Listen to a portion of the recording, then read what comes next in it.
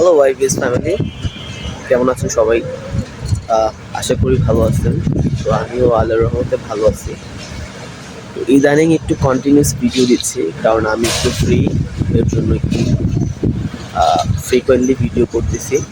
তো আজকে কথা বলবো অ্যান্টিবায়োটিক নিয়ে। তো অ্যান্টিবায়োটিক হচ্ছে আইবিএসের সাম কাইন্ড অফ একটা এনিমি, শত্রু। কাজ আপনি যখন অ্যান্টিবায়োটিক নিবেন তখন হচ্ছে আপনার অ্যান্টিবায়োটিক অ্যাসোসিয়েট ডায়রিয়া হবে। স্পেশালি যখন আইবিএসের পেশেন্টরা অ্যান্টিবায়োটিক নেয়, নর্মাল কোনো জ্বর ফ্লু হইলে যদি অ্যান্টিবায়োটিক নেন তাহলে এটার প্রচুর সাইড এফেক্ট হয়। সো আমার কথা হচ্ছে যে আপনারা সহজেই অ্যান্টিবায়োটিকটা নেবেন না। অ্যান্টিবায়োটিক নিলে আইবিএসটা ট্রিগার করে।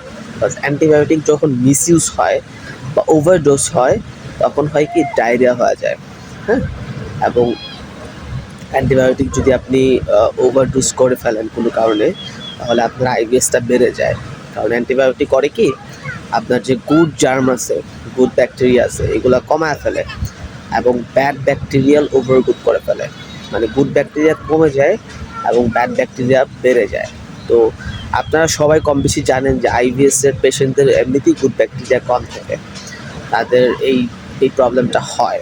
সো আপনি যখন অ্যান্টিবায়োটিক নেবেন তখন দেখবেন যে আপনার এই প্রবলেমটা আরও বাড়ছে। সো অ্যান্টিবায়োটিকটা কখনো নেবেন না। আমি আজকে 3 বছর যাবৎ সুস্থ, এই পর্যন্ত আমি কোনো অ্যান্টিবায়োটিক খাইনি। আমার যদি কোনো প্রবলেম হয়, আমি একবার মাঝখানে অ্যাক্সিডেন্ট করছিলাম কিছুদিন আগে, বাইক অ্যাক্সিডেন্ট। তো তারপর আমাকে অ্যান্টিবায়োটিক দেওয়া হয়েছে, বাট আমি অ্যান্টিবায়োটিক নিই নেই। দেওয়া হয়েছে ঠিকই, বাট আমি অ্যান্টিবায়োটিকটা খাইনি। বাস এটা আমি খুব ভয় পাই। এবং ইনফ্যাক্ট আমার মনে আছে যে আমি যখন আইবিএসের আমার যখন স্টার্টিং ছিল, তখন আমি অ্যান্টিবায়োটিক খাইছিলাম জ্বরের জন্য, এবং এটা আমি মিসইউজ করে ফেলছিলাম, মানে অনেক বেশি খেয়ে ফেলছিলাম। দ্যাট টাইম তখন আমার এই মানে একটা প্রবলেম শুরু হয়। সো মানসিক স্ট্রেস ছিল প্রচণ্ড। তার পাশাপাশি আমার অ্যান্টিবায়োটিকের একটা মিসইউজ ছিল। তো এর জন্য আমি এটা কখনোই আর খাই নাই পরে, এবং আইবিএস থেকে বেরোয়ার পরও আমি অ্যান্টিবায়োটিকটা কখনো নিই নেই। সো আপনাদের জন্য, আপনারা যারা আমার ভিডিও দেখতেছেন সবাই আইবিএসের পেশেন্ট, সো আমি আপনাদের বলবো যে হোপফুলি যে আপনারা কখনোই অ্যান্টিবায়োটিকটা নেবেন না, সহজেই নেবেন না। যদি প্রয়োজন হয় খুব বেশি, তাহলে ওইটার নির্দিষ্ট একটা মাত্রাতে নেবেন। মাত্রাতিরিক্ত কিছুই ভালো না। অ্যান্টিবায়োটিক ভালো, অ্যান্টিবায়োটিক তৈরি হয়েছে, অ্যান্টিবায়োটিকের কাজ আছে অবশ্যই, এটা অবশ্যই ইফেক্টিভ, কিন্তু যখন এটা আপনি মিসইউজ করবেন তখন আপনার বডিতে রিফ্লাক্স দিবে এবং আপনার পেটের প্রবলেমটা বাড়বে। সো অ্যান্টিবায়োটিকটা কখনো নেবেন না, সহজেই নিতে হইলে নেবেন, বাট খুব কম, এবং এটা প্রপার ডোজ মেনটেন করবেন, ওভারডোজ করবেন না। আমি খুব ভালো আছি আল্লাহর রহমতে, আপনাদের দোয়া এবং আল্লাহর মানে কুদরতে আমি খুব ভালো আছি এখন। তা আমি ভিডিও করতে পারি, ভিডিও করি, কিছু ইনফরমেশন দিই। তো আজকে ইনফরমেশনটা হচ্ছে অ্যান্টিবায়োটিক নিয়ে। তো এটা সহজে কেউ নিবেন না। আর স্ট্রেস আউট করবেন না, কখনোই স্ট্রেসফুল লাইফ লিড করবেন না, এটা খুব বাজে। আমি নিজে জানি যে স্ট্রেস নিলে কতটা ইফেক্ট পড়ে বডিতে, এবং আপনার আইবিএসের জন্যই যে ওয়েট লস হয়, ইটস নট লাইক দ্যাট। আপনি যখন স্ট্রেসে থাকেন তখনও কিন্তু আপনার ওয়েট লস হয়। বিকজ স্ট্রেস থাকলে আপনার ঘুম হয় না, আপনার মানসিক বিষাদ থাকে, আপনি অনেক হতাশগ্রস্ত থাকেন, এর কারণেও কিন্তু ওয়েট লস হয়। সো স্ট্রেস খুবই খারাপ, হ্যাঁ, খুবই খারাপ। আমি যে একটা সময় পার করছি, যে একটা জীবন পার করছি, সো দ্যাট ওয়াজ হরেবল ছিল আমার জন্য। সো আপনারা কেউ অ্যান্টিবায়োটিক সহজে নেবেন না, এটা খুবই বাজে ইফেক্ট পড়ে আইবিএসের জন্য। আর হচ্ছে সবাই ভালো থাকেন, যে যেভাবে পারতেছেন আপনারা অবশ্যই আইবিএস থেকে বের হবেন, এই আশা ব্যক্ত করে আমার কথা বলতেছি।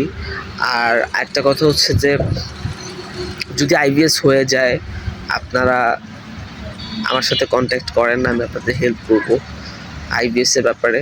অনেকের এইচ পাইলোরি হয়, অনেকেই বলে যে ভাই এইচ পাইলোরির কি কি চিকিৎসা বা এটার কি। এইচ পাইলোরিটা কি, আমি একটু শর্টকাট বলি। এইচ পাইলোরিটা হয় কি, আপনার পজিটিভ হইলে এটা আবার মেডিসিন খেলে নেগেটিভ হয়, আবার কিছুদিন পর টেস্ট করলে এটা আবার পজিটিভ দেখায়, সো আবার পরে ওষুধ খাইতে হয়। সো এটা একটু ঝামেলা। আর এইচ পাইলোরি আইভিএস এক সেম না, তবে সিভোটা আর আইভিএসটা সেম। হ্যাঁ, আর সিভোর জন্য হ্যাঁ, যদি সিভো হয়, যদি স্মল ইন্টেস্টাইনাল ব্যাকটেরিয়াল ওভারগ্রোথ হয়, তাহলে রিফ্যাক্সিমিনটা নেওয়া যায়। এটা 14 দিনের বা 7 দিনের জন্য নেওয়া যায়।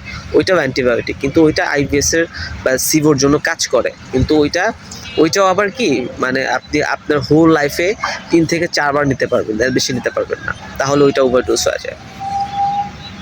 সো ভালো থাকবেন সবাই। আইভিএস এর পেশেন্ট আমাকে যোগাযোগ করবেন, কন্ট্যাক্ট করবেন, ডিসক্রিপশন বক্সে নাম্বার দেওয়া আছে, ফোন করবেন, জানবেন, অন্তত পরামর্শ নেবেন, ভালো থাকবেন। হ্যাঁ, আমি কাউকে অন্তত হতাশ করব না, এবং আমি কাউকে অন্তত অনুৎসাহিত করব না। আমি সবাইকে উৎসাহিত করব, সবাইকে অ্যাসিওর করি যে আপনারা ভালো হবেন। আমি ভালো হয়েছি, আপনারা কেন হবেন না? আপনারা হবেন। ঠিক আছে, তো ভালো থাকবেন সবাই। অ্যান্টিবায়োটিকটা গিভ আপ করবেন অবশ্যই, এবং এই আর কি। আর যারা আইবিএসে অলরেডি খুবই কষ্ট পাচ্ছেন দেশে বা প্রবাসে, আমার সাথে যোগাযোগ করবেন। আমি ইনশাল্লাহ আপনাদেরকে হেল্প করব, আপনাদেরকে আমি একটা ভালো মানে ভালো একটা ইনফরমেশন প্রোভাইড করব। That's all for today.